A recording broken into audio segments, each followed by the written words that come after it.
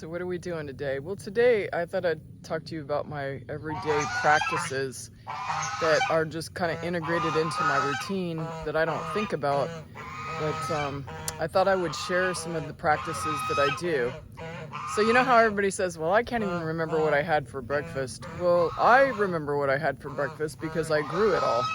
So my breakfast involved potatoes, a goose egg, okra, and onions, because that's what I had from the garden.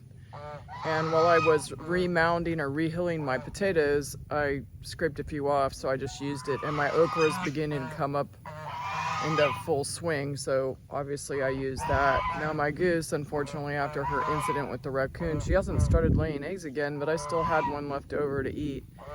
So now what I'm doing is I'm taking her egg and I'm gonna go ahead and mash it in the area where you can obviously hear the geese, because I want her to reuse the calcium that she expended for her egg, and she'll find it. And so here's what I'm doing. I just smashed it on the concrete there, and I've seen the chicken use it as well. So I just thought I'd give back some of her calcium naturally to her. And my chicken here, she's the last living chicken, and she decided that snake was too scary. That's her area now. She goes in there at night, and I check every night to see if the snake's in there. But she decided that wasn't a safe place to lay her eggs. So fortunately, I happened to be going by this tree, and I found where she had like a nest of like 5 eggs. So she laid her eggs today, and she's laying it right here by the tree. So I thought she was laying it underneath there, but she wasn't. And I'm like, wow, I'm out like a half dozen eggs already, but I found them. And then I just thought, since I'm over here, I'd just show you my funny looking young chickens. They're kind of in the ugly stage. They're kind of getting long and lanky, and they just about have all their secondary feathers. And they're still on chick starter, but I'm gonna try to start transitioning them over as soon as their beaks get big enough for scratch. And then I'm gonna introduce them to a different area, because once they get used to a certain nest, and I'm kind of reconsidering this, I don't really want my one chicken going in one area and these guys going in the other, but because it's more work for me. But there is a snake issue. Now, this chicken made it through my neighbor's dogs, and she was the only one that survived out of like 8 or 9 chickens. So she's telling me that there is something wrong over at her area, because she just doesn't feel secure to lay her egg. And probably because the snake is going over there, because I didn't kill the last one. Because once they taste chicken eggs, they keep on going back for more. So I'm just gonna walk you over to the garden area, because I have my breakfast leftovers in here. So you can see that I had a goose egg and a chicken egg, some potatoes that I got so excited about I didn't actually cook enough. I had okra. I spiced it with some sage and obviously salt and pepper, but I didn't grow that, obviously. And I had okra in there and onions as well, because my other garden, I call it garden number 3, it's a little bit of a distance. So what I do is I just go ahead and I pretty much just compost it straight back into my garden. And I try to bury it a little bit, but you know, people say don't put protein and all that in your garden. But I had a dead armadillo that landed in my garden because something killed it. And what if my chickens were to lay eggs and something got into it? Well, those broken eggs would just wind up somewhere. So, you know, I just bury it with the rest of the compost, and it'll eventually work its way into dirt. And that's what I do. I haven't had any trouble with, like, I don't know, predators or something seeking out this compost. I guess I bury it enough where they don't care about it or something. I haven't seen them anyway. Maybe they're nocturnal and get to it, but either way, you can see some remnants of horse poop, which my horse is out there on a pasture, so it's not like I can just get it, but he does tend to poop over here by the garden. And so sometimes I can fling it over the fence. So of course Marmalade's come to visit because he's a garden kitty and wants his pets. So this is garden number 2, and it's primarily squash and tomato. And to my delight, my Brussels sprouts, it looks like they're going to make it through summer. And they are re-rooting seemingly. So I have yet to see what happens with them because this is kind of an experiment for me.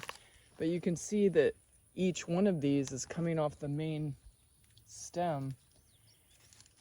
And we'll see if I get Brussels sprouts out of them. I mean, that'd be great if I could have perennial Brussels sprouts. Anything I can get perennial is a positive. And my tomatoes are a little bit slower than other people's, but it's because it's shaded here. But I do that on purpose because it gets too hot here in August for these tomato plants. And right now it's in almost full sun, but it does get relief. So I've managed to keep my sage perennial. That's made it a whole year, so I'm super happy with that. Oh, great. And I actually have squash, which I actually didn't know I had. So that's pretty exciting. That's wonderful. So I know what I'm having for a meal. I'm gonna get some squash, so I'm really happy about that. I didn't know that I even had any, so I'm so happy about that. So glad to be doing the video. I'm discovering things. So this garden has only been in existence for one season prior to this one. So I guess it's in its second summer season.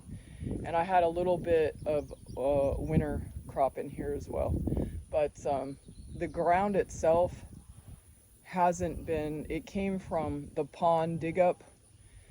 And as you saw probably on one of my other videos, I scraped along my sidewalk to get some fluffy dirt so I could plant seeds. And I've remulched it several times with the mulch that came from the county.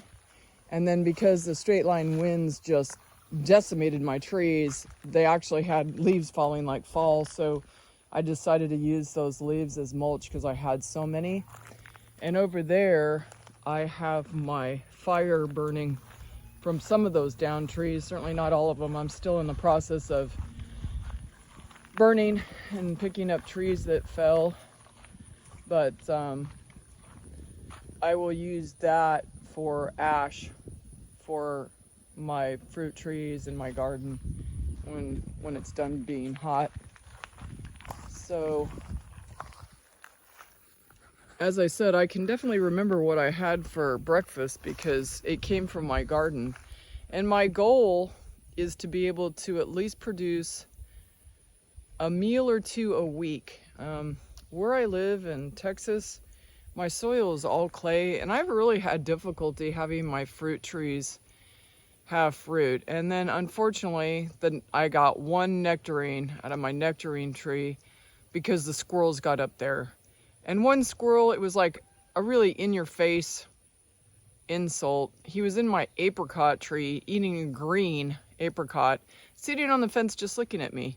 And I'm like, well, I'm going to have to figure out how to make squirrels to do, because this is ridiculous. The cats aren't hunting the squirrels adequately, and they're just taking my fruit. And there's really nothing I can do other than eliminate the squirrel population around my fruit trees.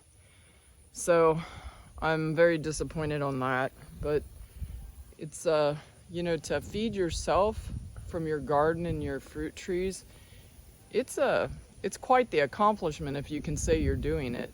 I've tried to cheat a little bit by planting easy stuff like potatoes and onions, and they're really good. I mean, they're relatively easy to grow. But it still takes a lot of effort. I'm cultivating my third garden this year. It's the first time since I planted there. But the soil was really good from a lot of hay, but because of that, there was a lot of weed seed in there. So I have had to like put tons of mulch over there just to kill back these weeds that literally grow 6 feet tall. And for some reason I have Johnson grass, which has really deep roots. And if it gets stressed, either too much rain or too much sun, it'll actually kill an animal like a cow or a horse. So I really don't want that populating my pastures. So I'm in an effort to try to at least curb it.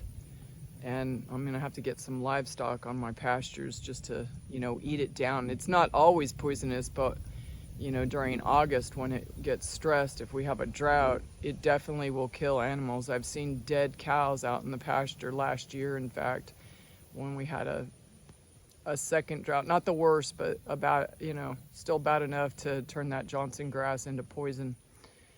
So that's what we're doing today. I'm just showing you how my routine works out, that every day I pretty much recycle or compost in things that I know I need to replace because it produced a product and I'm just trying to return it back to the earth so that it will be productive for me without too much work. If you do it every day, it's a lot easier than having to donate lots of time